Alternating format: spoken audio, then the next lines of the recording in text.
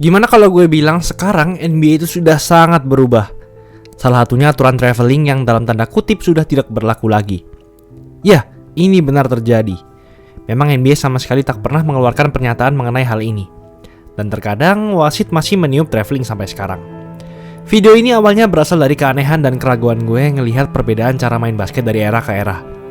Dan keraguan serta keanehan gue ini akhirnya terjawab oleh video Jax My High Roller yang baru ini. Dan gimana kalau gue bilang ada 4 aturan dasar basket yang sudah berubah atau tak berlaku lagi? Sebelum lanjut, jangan lupa like dan subscribe ya. Simak ulasan berikut ini. Yo guys, buat kalian yang mau cari-cari jersey basket, langsung aja cek sosmed @easysportswear. Tersedia di Shopee, di Instagram, dan Tokopedia. Kuy, buruan diserbu. Traveling. Kalian pasti tahu gerakan step back yang dilakuin sama Luka Doncic. Ya, yang seperti ini. Kalau di NBA ini dianggap legal, di mana wasit juga tak pernah meniup peluit traveling kepada Luka. Tak hanya Luka Doncic saja, namun sebagian besar pemain. Tapi jujur aja, waktu gue pertama lihat dan ngelakuin gerakan ini ke diri gue ngerasa gue ngelakuin traveling. Dan coba kalian hitung bener-bener. 1, 2, 3. Kita ulang satu kali lagi. 1, 2, 3. Gue juga ngerasa gerakan step back ini booming baru-baru ini aja, bukan dari zamannya Michael Jordan atau bahkan 2000-an pun, setahu gue masih belum ada yang lakuin gerakan ini. Keraguan gue pun terjawab oleh 2 video, yaitu video Dwyane Wade waktu di interview JQ, yaitu saat dia ditanyain apakah NBA sekarang punya aturan traveling baru. Jawaban Wade bikin geleng-geleng. Is there any traveling calls in the modern NBA? I don't think so. You can call travel on almost every play. And once the NBA has allowed an extra few steps, it becomes hard to even call travel. So I would say if you're a veteran in the NBA, you don't get travels called. If you're a rookie in the NBA, you're gonna hear that whistle a lot. Ya, bahkan legenda NBA sekelas Dwyane Wade aja bingung dan gak bisa jawab. Terus jawaban kedua adalah video Jax My High Roller yang baru beberapa hari diupload lalu, dimana dia juga ngerasain hal yang sama tentang aturan traveling NBA ini. Nggak cuma di NBA, tapi juga di Liga FIBA, lagi-lagi tersangkanya Luka Doncic. Padahal di luar NBA dan FIBA, wasit masih bisa menganggap ini traveling loh.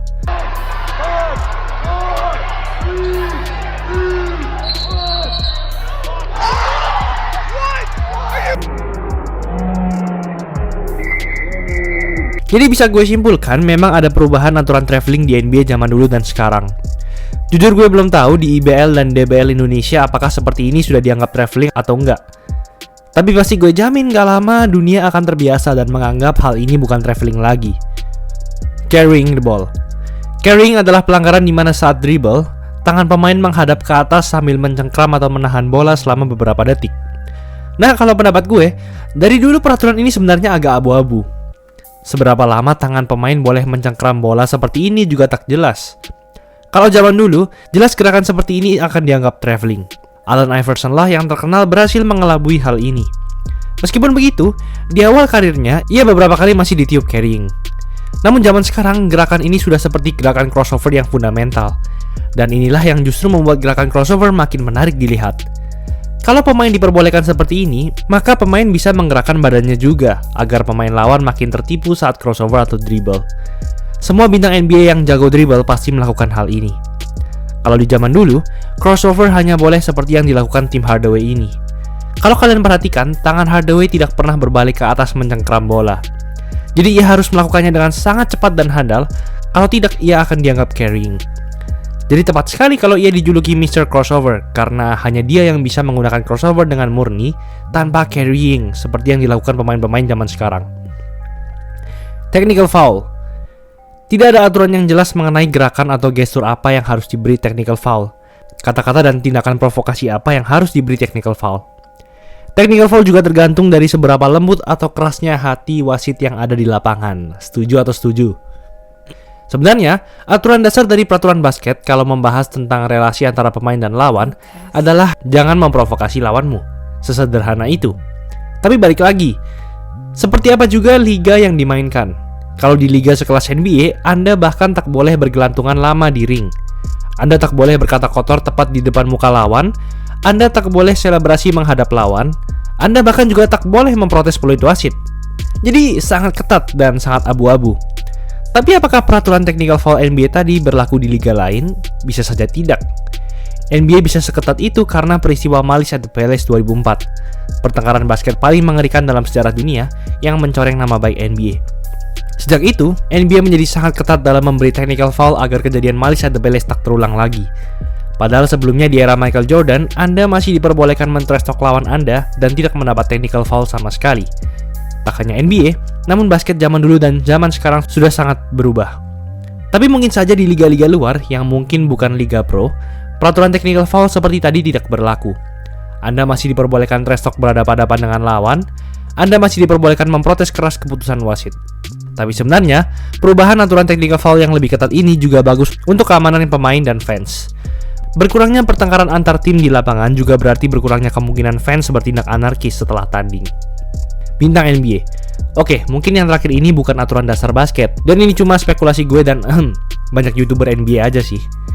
Tapi ada satu aturan tidak tertulis bahwa kalau Anda adalah seorang bintang NBA, Anda akan dispesialkan dalam tanda kutip. Jadi aturan-aturan dasar basket seperti traveling, carrying, double dribble mungkin akan berubah dan tak berlaku bagi Anda. Contohnya, mungkin Anda bisa lolos dari traveling, Anda bisa lolos dari garis out. Meskipun tim Anda kalah, NBA mungkin akan berpihak kepada tim Anda. Apalagi kalau tim Anda adalah tim market besar dan tim Anda akan dibuat menang. Ini semua ada hubungannya dengan episode gue tentang kasus judi wasit. Offense juga adalah hal yang sangat menarik dalam hal basket. Semua highlight NBA, hampir semuanya kebanyakan dari offense. Kalau dari defense pun seperti block, biasanya dilakukan oleh pemain-pemain bintang, yang tak sedikit dari itu sebenarnya juga tetap foul. Offense memang jauh lebih menarik daripada defense. Tapi gue juga mau bahas dari sisi lain, yaitu dari sisi wasit. Selain karena NBA berpihak kepada offense, susah juga untuk menentukan batas pasti saat meniup pelanggaran. Basket adalah permainan yang sangat cepat, bahkan tak sampai sedetik, sebuah gerakan telah terjadi, dan wasit dituntut harus bisa melihat semuanya dengan jeli.